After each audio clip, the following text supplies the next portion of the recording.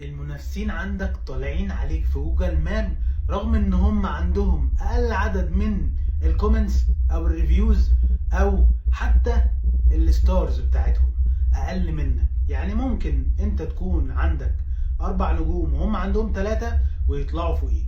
تعال اقول لك بالتفصيل ايه السر ورا النقطة دي. السر في الكلمة المفتاحية اللي الريفيو اتعمل عشانها.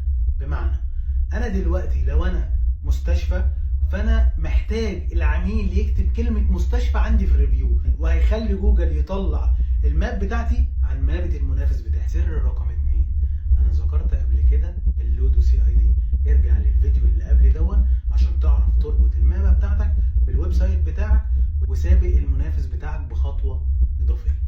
السر رقم 3 وهو الصور والفيديوهات. مهم جدا جدا ان اي عميل عندك بتاخد منه الريفيو لازم يحط لك صورة او فيديو، ده هيفرق معاك جدا. وبكده بنكون انتهينا من سلسلة جوجل ماي بيزنس الحمد لله. وهيكون سكرين ريكوردد من E to Z، من اول ازاي تعمل البيزنس من على الجهاز بقى لغاية اخر خطوة خالص.